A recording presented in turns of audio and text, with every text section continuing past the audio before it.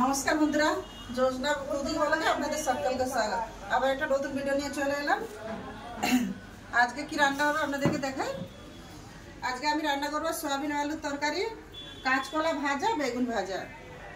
ভিডিওটা যদি ভালো লাগে লাইক, কমেন্ট, সাবস্ক্রাইব করে আমার পাশে থাকবেন। চলো আনাজগুলো আমি করে নিই। আদা রসুনগুলো আমার কাটা হয়ে গেছে, দিয়ে তুলে নেব।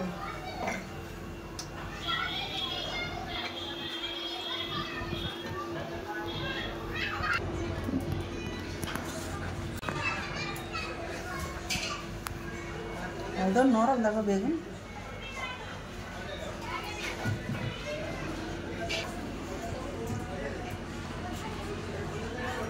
একদম নরম, একটু নরম, একটু বিচা হয়নি।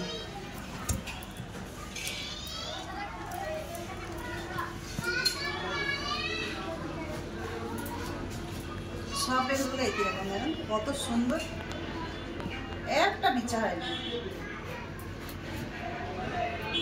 বেগুনগুলো কেটে যাক, এরকম লম্বা লম্বা ভাজা করে বেগুন, নরম বেগুন তো ছোট ছোট, এরকম ভাজা করে। এবার কেটে নেবো কাঁচকলা। এগুলো ছাড়িয়ে ধুয়ে নিয়েছে, এবার কেটে নেবো গোল গোল করে। ভাজার জন্য কাঁচকলা আমি এরকম কাটবো, এরকম কেটে নিই। কাঁচকলা যারা কেটে নিয়েছে, আর আলু কেটে নেবো সয়াবিনের তরকারি।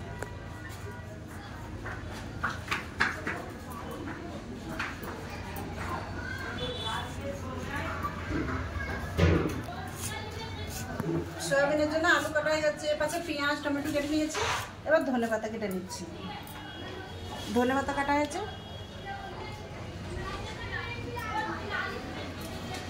এবার সব গুছিয়ে নিয়ে চলে রান্নাঘরে চলে। আদা রসুনটা একটু বেশি করে আমি মিক্সিতে বেটে নিলাম, নিয়ে আমার বাটা হয়ে গেছে। রান্নার জন্য আমি কড়াইটা বস করে দিলাম।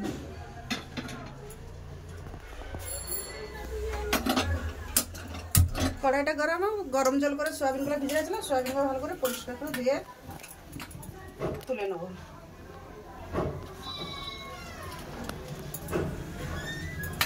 সয়াবিনে আলু ভাজার জন্য কড়াইতে দিয়ে দিলাম সরষের তেল।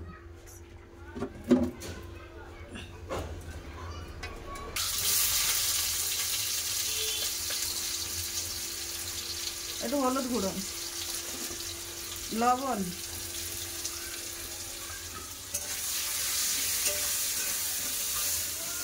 দু তিন মিনিট ঢাকা দিয়ে দিয়ে এটা ভাজা হোক। এদিকে আমি কাঁচকলায় আলুতে বেগুনে নুন হলদি মাখিয়ে দিই। হলুদ গুঁড়ো, লবণ,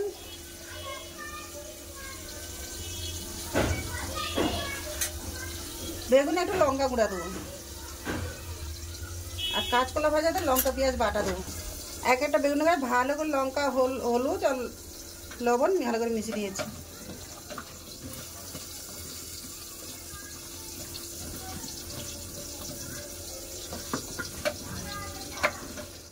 খুলে দে, আলুগুলো ভাজা গেছে, তুলে নেব। সয়াবিন,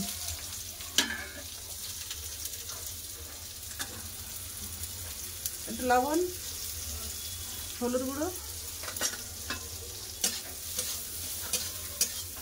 সয়াবিনগুলো লাল লাল করে ভেজে নেব। লাল লাল করে সয়াবিনও ভেজে নিয়েছি, আর ঢেলে নেবো। কত সুন্দর করে ভেজে নিয়েছি।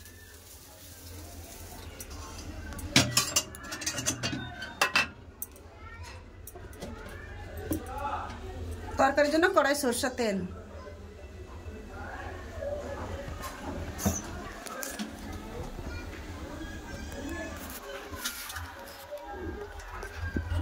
ফোড়নে দিয়ে দেবো দুটা গোটা গরম মশলা, দুটা লং, দুটা এলাইচি, দুটা দারচিনির টুকরো, একটু গোটা জিরে, তেজপাতা, পেঁয়াজ কুচেন না,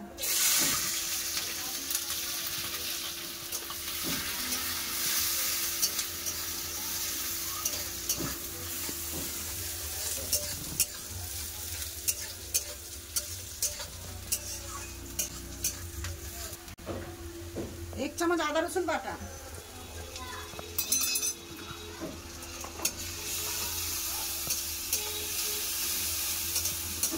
ভালো করে আদা রসুনটা ভেজে নেবো, গন্ধ যাওয়ার জন্য। যতক্ষণ না গন্ধ যায় ততক্ষণ ভেজে নেবো আদা রসুনটা।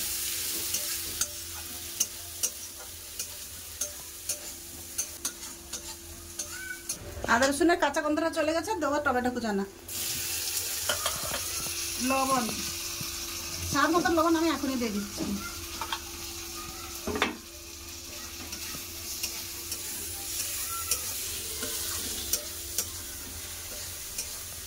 টমেটো কষে নিয়েছি, এবার কিছু মশলা দিয়ে দেবো। ধনে গুঁড়ো,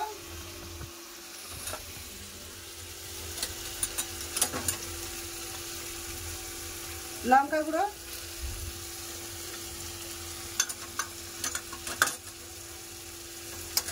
হলুদ গুঁড়ো, জিরা গুঁড়ো,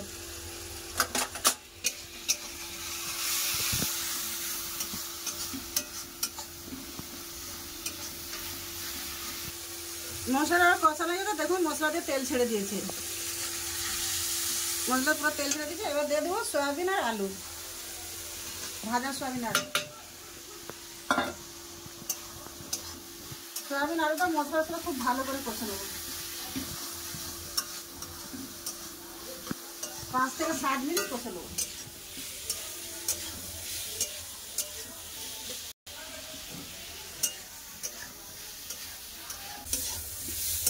বাস 5 থেকে 7 মিনিট আমার কষা হয়ে গেছে।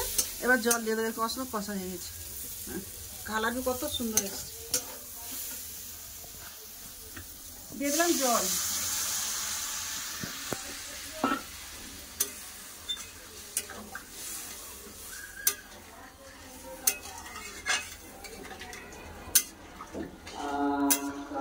জল দিয়ে দিলাম। এবার ঢাকা দিয়ে দেবো। তরকারিটা খুলে দেখে নেবো।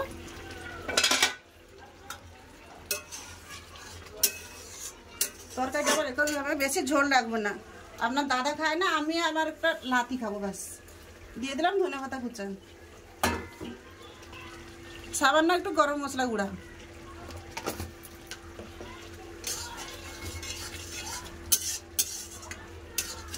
তরকারিটা ঢেলে নিলাম।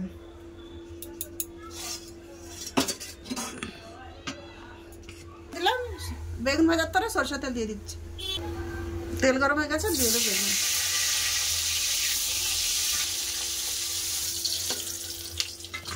বেগুন কষলে ভাজা হয়ে গেছে, বেগুন ভেজে নিয়ে তুলে নিচ্ছি। ভাজা হয়ে গেছে, বেগুন ভাজার তেল আছে করে, এতে আমি কলা ভেজে নেবো।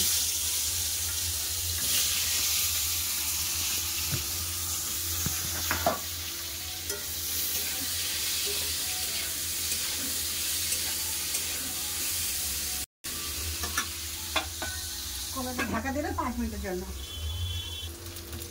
কলা আমার ভাজা হয়ে গেছে। এই কুন্নিতে পেঁয়াজ করে রেখে দিয়েছিলাম, কুন্নিতে পেঁয়াজ করে পেঁয়াজ কুন্নিতে দেবো, পুরানো পেঁয়াজ,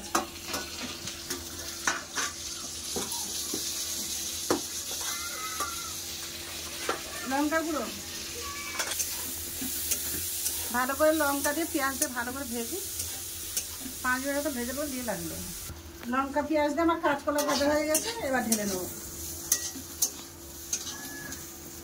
কত সুন্দর ভাজা, একটা আল্লাহ আল্লাহ।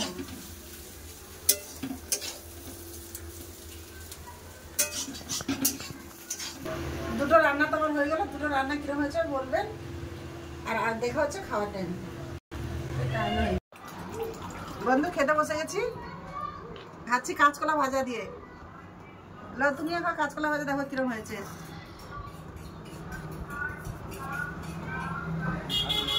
আচ্ছা খাও তো। ভাজাটা ভালো লাগছে, ভাজা ভালো ভাজাটা ভালো। সোয়াবিনের তরকারি খেতে গিয়ে উনি তো সোয়াবিনের তরকারি খাবেন, উনি খায় না।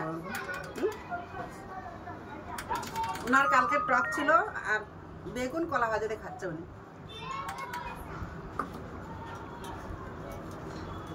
চিংড়ি মাছের টক, বড়া ভাজা।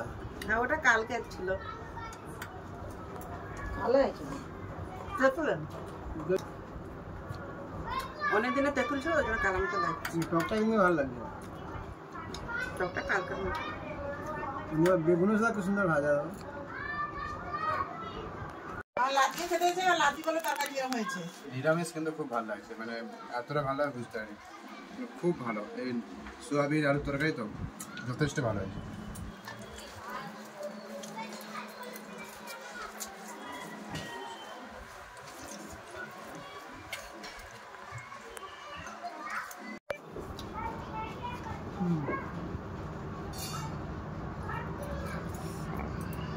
ভিডিওটা আমি এখানেই শেষ করছি। ভালো থাকবেন, সুস্থ থাকবেন, বন্ধু আমার পাশ থাকবেন, লাইক সাবস্ক্রাইব করে আমার বন্ধু হবেন। দেখা হচ্ছে আগের ভিডিও।